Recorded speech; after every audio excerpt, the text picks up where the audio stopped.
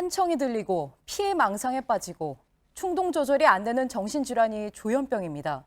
이 병을 앓던 부산의 주부가 자녀를 숨지게 하고 자신도 스스로 목숨을 끊는 일이 또 벌어졌습니다. 구석찬 기자입니다. 오토바이 배달부가 아파트 1층에 쓰러진 주부 38살 A씨를 발견해 신고합니다. 잠시 후 구급차가 왔지만 이미 숨진 뒤였습니다. 그런데 30분 뒤 이번에는 아파트 뒤편 이곳 화단에 떨어져 있던 4살 된 남자아이와 2살 된 여자아이를 경비원이 발견했습니다. 모두 A씨의 자녀로 딸은 살았지만 중태입니다. 경찰은 남편이 일하러 나간 사이 A씨가 벌인 일로 보고 있습니다. 8층 집에서 아들을 숨지게 한 뒤 딸과 함께 베란다 밖으로 던지고 자신은 반대편으로 투신했다는 겁니다. 부상을 하듯 무슨 죄가 있어가 안쓰럽고 안 좋겠지. 조현병은 발병 초기 약물 치료만 제대로 받아도 충분히 제어할 수 있지만 때를 놓치면 위험해집니다. 실제로 조현병 환자가 벌인 가족 간 범죄도 늘고 있습니다.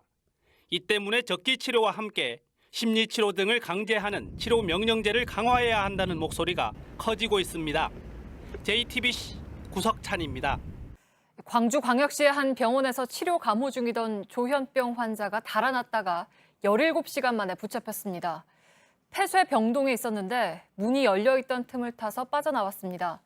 병원 측의 신고도 늦었고 보호관찰소의 관리도 부실했다는 지적입니다. 정영재 기자입니다.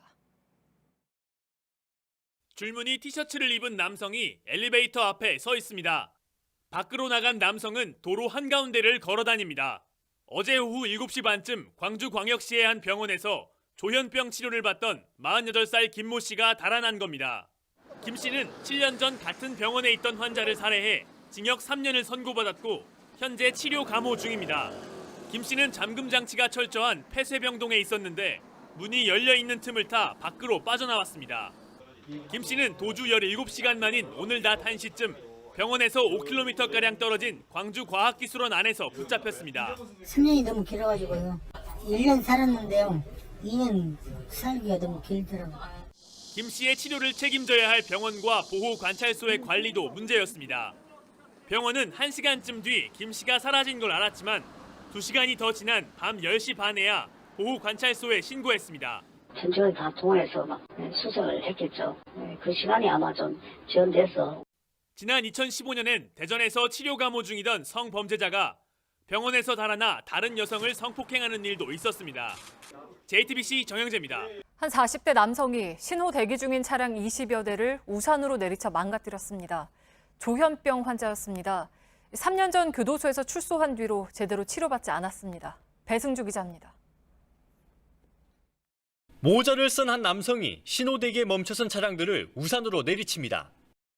황급히 차에서 내린 운전자들이 저지하자 몸싸움으로 이어집니다. 조현병을 앓는 47살 정모 씨인데 어제 오후 3시쯤 경남 창원시 산호등 일대에서 우산으로 차량 24대를 부셨습니다. 정 씨는 3년 전에도 비슷한 일로 교도소에 다녀왔습니다. 교도소에선 상담도 받고 약도 착실히 먹었습니다. 하지만 출소한 이후 방치됐습니다. 결국 최근에 상태가 극도로 악화된 겁니다. 경찰서 유치장에 수감돼서도 난동은 멈추지 않았고 병원 진료를 받기 전까진 경찰 조사도 진행되지 못했습니다.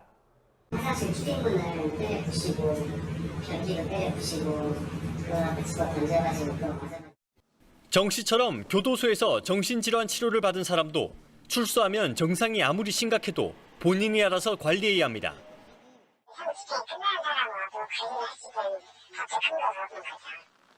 최근 정부에선 지자체와 경찰 등 지역사회에서 이들을 관리, 치료하는 방안을 마련 중입니다. 하지만 본인이 이를 거부할 경우 강제할 근거가 없어 실효성이 없다는 지적도 나오고 있습니다. JTBC 배승주입니다. 인천에선 조현병을 앓고 있는 50대 남성이 대낮에 행인들에게 흉기를 휘둘러서 한 명이 크게 다쳤습니다. 알고 보니 피해자 중엔 근처 어린이집 교사도 있었는데 당시 원생들과 산책을 나온 상황이었다고 합니다. 김필준 기자입니다. 한 남성이 목을 움켜쥐고 골목길을 걸어갑니다. 사람들이야.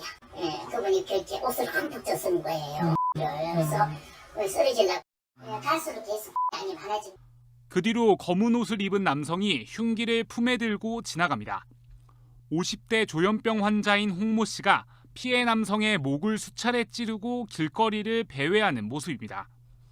사건이 발생한 도로입니다. 바로 옆에는 어린이 공원이 있는데요. 이곳에서 불과 200m 떨어진 곳에는 어린이집이, 그리고 바로 앞에는 초등학교가 있습니다. 당시 어린이집 원생들은 산책을 갔다가 돌아오는 길이었습니다. 홍 씨는 아이들을 인솔하던 어린이집 교사의 얼굴에도 흉기를 휘둘렀습니다. 아이들은 다치지 않았지만 주민들은 아직까지 불안해합니다. 초등학교 2대가 있고 그리고 유치원이 2대가 있습니다. 일주일에 한 4일 정도는 오전에 2-3개만이 와서 그 자유시간 갖고 놀고 그랬어요. 경찰은 피의자 홍 씨에 대해 살인미수 혐의로 구속영장을 신청했고 정신감정도 받게 할 방침입니다. JTBC 김필주입니다. 사흘 전 경기도 광명시의 아파트에서 조현병을 앓던 남성이 휘두른 흉기에 60대 여성이 숨졌습니다. 그런데 사건 2달 전부터 숨진 여성과 이웃 주민들이 이 남성을 5차례나 경찰에 신고한 것으로 확인됐습니다. 경찰은 당시엔 피해가 없어서 별다른 조치를 취할 수 없었다고 했습니다. 이혜원 기자입니다. 지난달 29일 경기도 광명시 아파트 산책로에서 한 남성이 휘두른 흉기에 68살 김모 씨가 숨졌습니다. 조현병을 앓던 남성은 64살 김모 씨로 이웃 주민이었습니다. 숨진 김 씨는 지난달 초 경찰에 도움을 요청했습니다. 피해자 김 씨와 쓰레기를 버리는 문제로 다툰 뒤 위협을 느꼈기 때문입니다.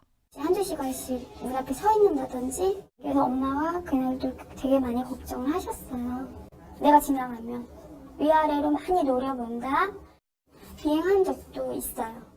주민들 역시 피해자 김 씨를 기억합니다. 2주 이상이 같은 시간에 오전에 그것도 뭐 1, 20분이 아니라 1시간 이상을 서가 있는 거는 너무 소름이 끼쳐서 그 아들 맞지? 이러면서 괜히 시비 거시고 할머니는 계속 피해 다니시고 참다 못한 주민들도 경찰에 4차례 신고했습니다. 하지만 경찰은 실제 피해가 없다는 이유로 별다른 조치를 하지 않았습니다. 신고자 갔으니까 나가긴 하는데 우리가 법적인 조치를 취하거나 이렇게 할 수 있는 게 아니거든요. 신고를 받고 현장에 출동한 경찰이 당시엔 실제 피해가 없더라도 범죄 예방을 위한 초동 대처를 강화할 수 있도록 제도적 보완책을 빨리 마련해야 한다는 목소리가 큽니다. JTBC 이혜원입니다. 예, 시청자 여러분, JTBC 뉴스룸을 시작하겠습니다. 어제 진주에서 벌어진 참극으로 숨진 5명 중에는 초등학생 금모양도 있었습니다. 친구들은 금양의 죽음이 믿기지 않고 또 보고 싶다면서 이렇게 노란 편지에 마음을 적었습니다. 지금 유족들과 주민들은 집 밖에 나갈 수 없을 정도로 극심한 후유증을 겪고 있습니다. 경찰은 참극을 벌인 안인득을 살인과 방화 혐의로 구속하고 얼굴과 이름을 조금 전에 공개했습니다. 제가 잘못을 하고 그랬으면 뭐 사과를 하고 대신하고 뭐 저도 뭐 왜 불이익을 당해왔는지 뭐 저도 뭐 이해를 못 하겠습니다. 예, 반성하는 분위기는 아니죠. 중증 정신질환자에 대한 관리 감독을 제대로 해야 한다는 목소리도 커지고 있습니다. 불과 2주일 전에 안 씨의 가족들이 안 씨를 정신병원에 입원시키려 했지만 거부당한 것으로 저희 취재 결과 확인됐습니다. 먼저 구석찬 기자입니다. 범인의 친형 안모 씨는 동생이 저지른 죄에 울먹이며 고개를 떨궜습니다. 형이 나는 이유로 저도 피해자입니다. 이때까지 피해자분들한테 너무 죄송스럽고 무엇보다 이번 사건을 막을 수 있었다며 가슴을 칩니다. 안 씨는 지난달 동생이 도로에서 둔기를 들고 소란을 피운 사실을 털어놨습니다. 가족들은 더 이상 감당할 수 없다고 판단해 최근 동생을 정신병원에 입원시키려 했습니다. 하지만 병원 측은 환자 동의 없이는 힘들다고 말했습니다. 당시 범인은 조현병이 심해져 가족들에게도 행패를 부리는 상황이어서 동의를 받는 게 불가능했습니다. 사정을 이야기해봤지만 달라지는 건 없었습니다. 위임장을 받아오셔야 돼요. 그게 안 되니까 하는 말 아닙니까? 저희 절차가 그래요. 다른 기관에도 도움을 요청했지만 실패했습니다. 경찰은 검찰에게, 검찰은 법률구조공단으로 책임을 미뤘습니다. 사회복지사를 둔 자치단체 역시 아무런 조치가 없었습니다. 관공서 이리저리 뛰어다녀도 결론적으로는 답을 못 내렸다는 거, 답을 안 줬다는 거, 그게 너무 안타깝고. 그러는 사이 2주가 지났고 동생의 병세는 더 나빠져 돌이킬 수 없는 지경에 이르렀습니다. 결국 이번 참극은 무심함이 부른 인재라는 목소리가 나옵니다. 그런데 범인은 이미 10년 전부터 스스로를 사회에서 격리시켰습니다. 서울에서 30대 중국인이 지나는 행인을 우산으로 때려 다치게 했습니다. 강원도 춘천에선 50대가 남의 집 개를 때리고 말리는 주인에게도 둔기를 휘둘렀습니다. 두 사건 모두 조현병 환자가 저지른 걸로 알려졌습니다. 조현병 환자에 대한 관리 시스템이 필요하다는 얘기가 또 나오는 이유입니다. 조승현 기자입니다. 한 남성이 마주오던 다른 남성의 등을 우산으로 때립니다. 그리고는 아무 일도 없다는 듯 가던 길을 갑니다. 맞은 남성이 따라가 항의하자 또 우산을 휘두르고 손까지 깨물었습니다. 때린 남성 38살 중국인 A씨는 조현병 환자로 알려졌습니다. 일단 그런 질환이 있어서 중국에서 치료받았다. 이 정도 말씀을 하셨어요. 지난 20일 강원도 춘천에선 51살 박모 씨가 남의 집 뒷마당에 묶여있던 개 2마리에게 둔기를 휘둘렀습니다. 짖어서 시끄럽단 이유였습니다. 말리는 개 주인도 역시 둔기로 수차례 때렸습니다. 길 가다가 공사하면 수신호 하잖아요. 수신호 잘못했다고 내려가지고 반 죽여놓으려다 그냥 갔다는데? 박 씨의 가족도 박 씨가 조현병을 앓았다고 주장했습니다. 경찰은 A 씨와 박 씨 모두 특수 상해 혐의로 붙잡았고 의료기관에 응급 입원시켰습니다. 하지만 범행이 있기 전 주변에선 이들이 조현병 환자인지 알지 못했습니다. 환자 관리 체계를 서둘러 갖춰야 한다는 지적이 또 한 번 나옵니다. JTBC 조승현입니다.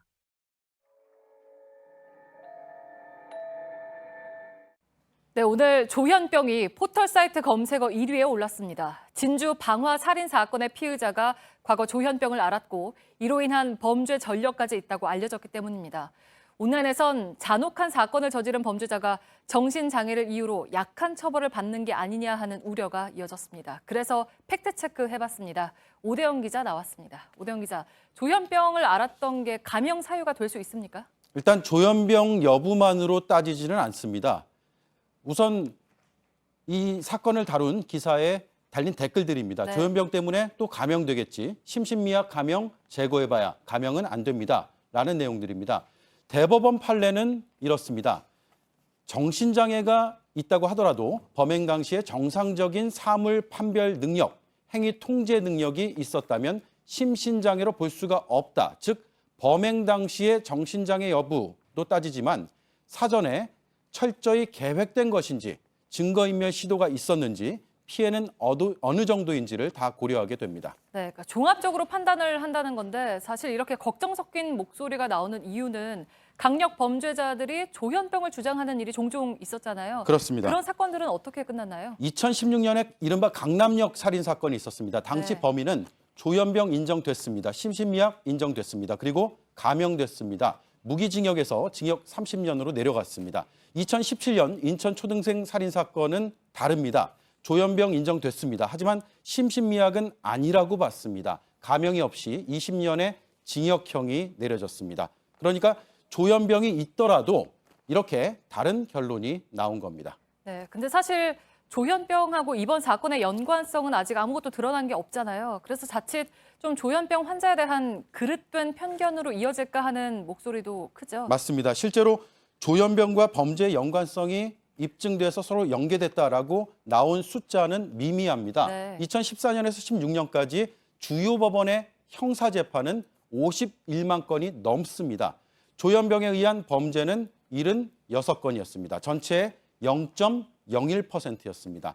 조현병으로 감형을 받는 사례가 많지 않다는 뜻이고 뒤집어 얘기하면 조현병으로 인한 범죄가 그만큼 적다는 의미도 됩니다. 네, 근데 그럼에도 이제 그동안의 사건을 지켜보면서 많은 분들이 문제를 제기하는 건 심신미약은 감형한다는 제도 그 자체에 있는 거 아니겠습니까? 네, 그 제도는 형사법의 대원칙입니다. 다만 세부 내용이 지난해 12월에 이렇게 바뀌었습니다. 기존에는 심신미약이면 형을 감경한다, 즉 의무 조항이었습니다. 네. 하지만 심신미약이라고 하더라도 형을 감경할 수 있다로 개정이 됐습니다. 재판부의 재량과 판단의 폭을 넓힌 겁니다. 이번 사건도 조현병이 핵심인 것처럼 일부 언론에서 보도하고 있지만 정작 따져봐야 할 것은 병의 유무에 국한돼 있지 않습니다. 네, 팩트체크 오대영 기자였습니다.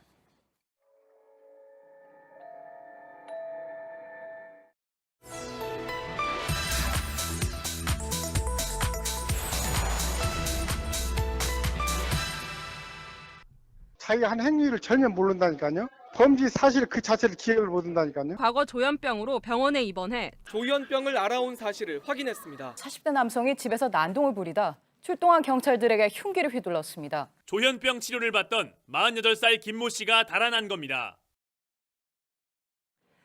네, 오늘 조현병이 주목을 많이 받았습니다. 어제와 오늘 연달아 2개의 사건이 일어났고 또 비슷한 일이 계속 반복되기 때문입니다.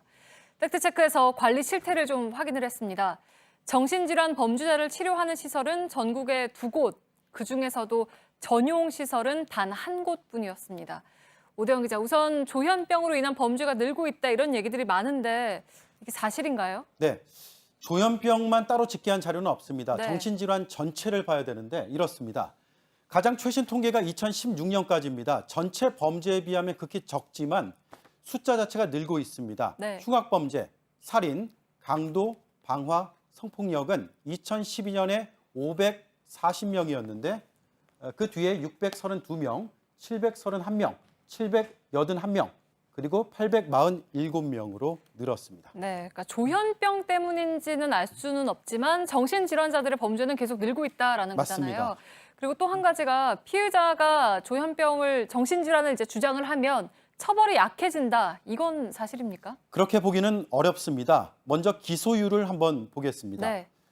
전체 강력범죄 피의자의 44.6%가 재판에 넘겨졌습니다. 정신질환자 기소율은 49.7%입니다. 구속률도 평균은 13.1%, 정신질환이 있는 경우 17.2%였습니다. 네, 근데 이제 법원에서 감경이 되는 경우도 있잖아요. 그건 얼마나 되나요? 통계가 없습니다. 그래서 우리가 뭐라고 말할 수 없는데 네. 다만 판례를 확인해 보니까 범죄 행위인 것을 알았는지, 일어날 결과를 예상했는지, 처벌 가능성을 알았는지를 종합적으로 보게 돼 있습니다. 네. 그리고 정신의학 전문가의 진단도 필요하고 이걸 바탕으로 법정에서 판단하게 됩니다. 주장만 한다고 받아들여지지는 않습니다. 네, 그리고 재범률도 좀 보면 이번에 경찰이 흉기로 찌른 그 조현병 환자도 사실 전력이 있었잖아요. 네. 어떻습니까? 정신질환이 있는 범죄자가 보호관찰 없는 범죄자가 네. 보호관찰 기간 중에서 다시 범죄를 저지르는 비율을 먼저 보겠습니다. 2016년 기준으로 5.7%로 집계가 됐습니다.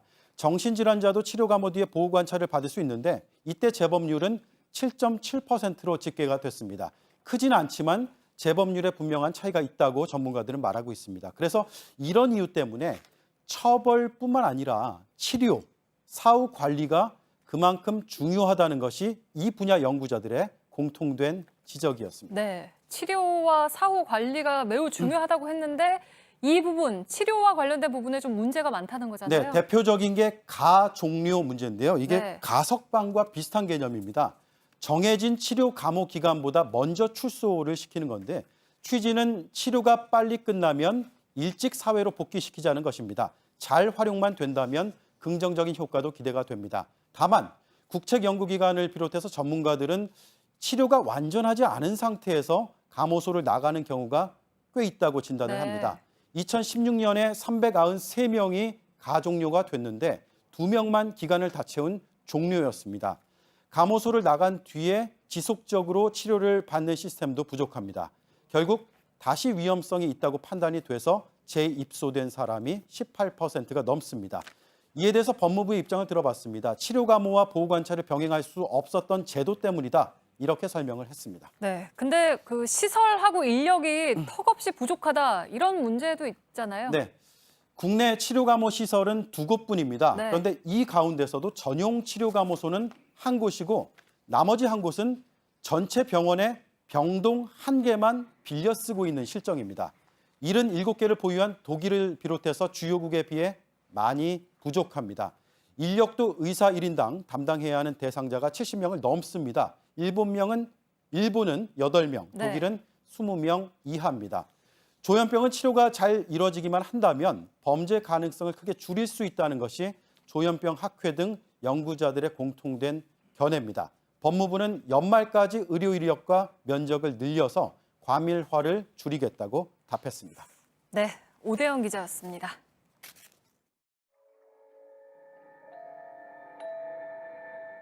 최근 조현병 환자들의 범죄가 잇따라 알려지면서 환자와 가족들은 잠재적 범죄자라는 낙인이 찍힐까 우려하고 있습니다.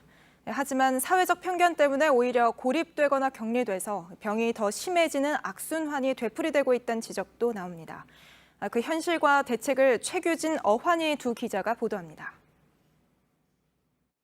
큰딸이 떠난 방을 엄마는 매일 청소합니다. 고등학교 1학년 때 찾아온 환청은 딸을 하루도 빼놓지 않고 괴롭혔습니다. 그러나 20년 동안 치료를 받은 딸은 가정을 꾸리고 정상적인 사회생활을 하고 있습니다. 하지만 오랜 시간 차별과 편견에 시달렸습니다. 이렇게 나가다가 이제 몇몇이 둘러앉아서 얘기들 하고 웃고 그러면은 꼭 우리 집 저 집 딸은 미쳤어. 정 나갈 일 있으면 이렇게 그 사람들 없는 데로 이렇게 돌아서 나가기도 하고.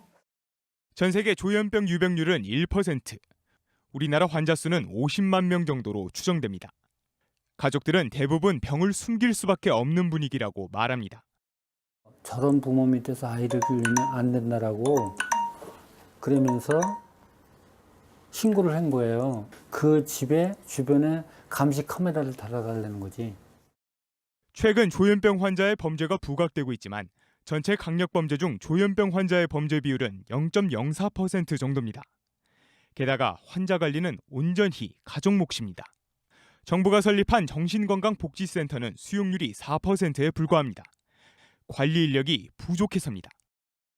약물로만 또 해결이 되지 않는 다른 것들도 있거든요. 사회 기술이라던가 지역사회 적응이라던가 그 두 가지 역할을 수행하는 사례관리자가 외국 대비 굉장히 부족한 측면.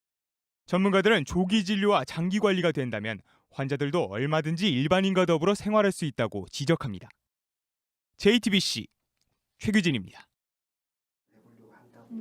H씨에게 조현병 증상이 나타난 건 6년 전 첫 직장에 들어갔을 때였습니다.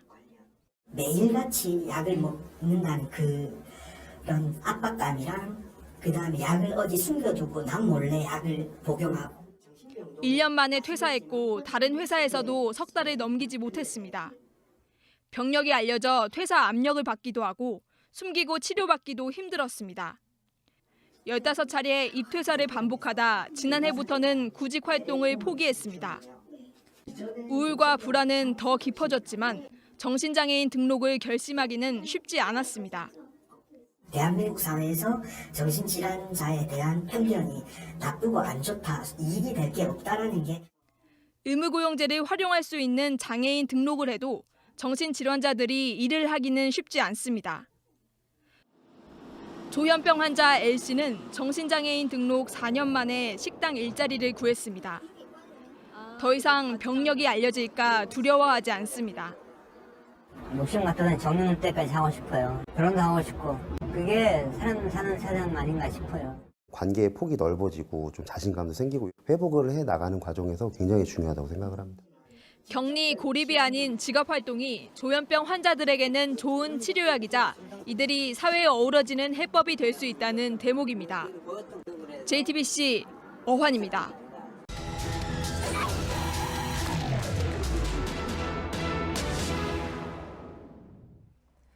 강남역 살인사건을 비롯해 조현병 환자에 의한 범죄가 잇따르면서 이들에 대한 치료와 관리가 제대로 이뤄지고 있는 건지 관심이 높습니다. 그런데 조현병 환자들이 선뜻 치료에 나서지 못하는 데는 정신장애에 대한 우리 사회의 편견도 영향을 미치고 있었습니다. 밀착 카메라가 이번엔 정신병원에 찾아가 봤습니다. 안지현 기자입니다. 지난 17일 강남역 인근의 화장실 계단을 서성이던 남자는 결국 살인을 저질렀습니다. 그리고 8일 뒤 서울 대림역에서는 한 남성이 흉기를 들고 난동을 부렸고 같은 날 부산의 또 다른 남성은 가로수 지지대로 여성을 내리쳤습니다. 세 사건 피해자의 공통점은 조현병. 모두 치료를 받지 않고 있던 환자였습니다. 이곳은 정신응급진료실입니다. 일종의 정신질환자를 위한 응급실인데요. 현재 시각은 밤 11시 30분, 자정이 가까워지고 있습니다. 이곳은 이처럼 24시간 365일 열려 있다고 합니다. 상황을 지켜봤습니다. 새벽 5시, 경찰과 함께 응급실에 한 여성이 들어옵니다. 안정실로 들어간 이 여성은 잠시도 가만히 있지 않고 주먹으로 위협하는 등 조현병 의심 증상을 보입니다. 여기 와서 폭력성이 나타났었고 볼펜을 뺏으려는 행동도 있었고 국내 최초 정신병원인 국립정신건강센터에서 치료받고 있는 조현병 환자는 지난달 기준 3,000명이 넘습니다. 조현병이라는 것은 이제 과거에 이제 정신분열병이라고 칭했던 병입니다. 뇌 기능이 일정 부분 이상이 나타나서 생기는 그런 병이라고 할 수가 있습니다. 환청과 과대망상이 대표적인 증상입니다. 심했을 때는 자살을 빨리 해야 되는데 이런 생각이 들고 그러더라고요. 벽에서 소리가 나는 거예요. 벽에 대고 생각가 멈춰버리면 없어지니까 막 돌아다니면서 벽에 대고 생각가 멈춰버리는 거예요. 다른 사람을 다치게 하거나 자해 위험이 커 입원 치료를 받아야 하는 경우도 있습니다. 복도 제일 끝에 마련된 이곳은 조현병을 비롯해 조울증 등 급성기 환자가 입원하는 보호병동입니다. 이처럼 문이 잠겨있는 폐쇄 형태의 입원실인 건데요. 저희는 사전에 허가를 받은 만큼 안쪽으로 들어가서 살펴보겠습니다. 운동기구를 비롯해 편의시설이 마련돼 있습니다. 일반 병실과는 몇 가지 다른 점이 있습니다. 안쪽에 들어와 보시면 이 화장실 아랫부분에는 보시다시피 투명한 창문이 마련되어 있습니다. 이 만에 하나 사고가 날 경우 안을 들여다볼 수 있게 하기 위함인데요. 화장실 안에 보시면 이처럼 샤워기의 줄은 최대한 짧게 만들어놨다고 합니다. 입원실 가장 안쪽에는 창문이 마련되어 있는데요. 그런데 이처럼 다 열리지가 않습니다. 입원 환자 가운데 절반이 조현병 환자지만 약물 치료를 받으면 증상이 완화돼 평균 50일 만에 퇴원합니다. 한국형사정책연구원의 연구에 따르면 조현병 환자의 범죄율은 0.08%로 오히려 일반인의 범죄율인 1.2%보다 낮습니다. 조현병은 약물 치료를 비롯한 저희들의 재활 치료에 잘 반응을 합니다. 특히 폭력성 같은 경우에는 약물 치료를 통해서 거의 대다수의 환자분들이 그 폭력성을 줄일 수가 있기 때문에 다만 재발률이 높은 만큼 꾸준한 치료와 관리가 필요합니다. 전국적으로 224개의 정신건강증진센터에서도 이들을 돕고 있지만 인력이 턱없이 부족한 상태입니다. 저희 6명이 한 팀이 돼서 조현병 가지신 분들이 약 190명 정도 관리하고 있습니다. 자원이나 이런 건 턱없이 부족하고 저희도 인력도 부족하고 하다 보니까 뭔가 에너지를 쏟는 데 어려움이 많죠. 현재 제대로 치료받고 있지 않은 조현병 환자는 20만 명으로 추정됩니다. 어렵게 치료를 시작하더라도 무엇보다 편견을 이겨내야 합니다. 자기 아이들이 당한다는 생각을 못하는 거예요. 저도 그랬으니까. 그건 아주 특별한 사람만 생기는 병인 줄 알았지. 정신장애라는 게 사회로부터 격리돼야 되는 게 아니라 치료하고 관리하면서 같이 더불어 살아가야 되는 그런 종류의 병인 거고요. 국립정신건강센터 맞은편에는 올해 2월까지 사용했던 옛 건물이 있습니다. 이 건물 창문에는 이처럼 쇠창살도 그대로 남아있는데요. 이 쇠창살은 정신장애는 무조건 가두고 숨겨야 한다는 우리의 편견을 말해주기도 합니다. 국내 조현병 환자는 50만 명으로 추정됩니다. 이들이 병을 적극적으로 알리고 체계적으로 치료받을 수 있는 환경 조성이 시급해 보입니다. 밀착카메라 안지연입니다.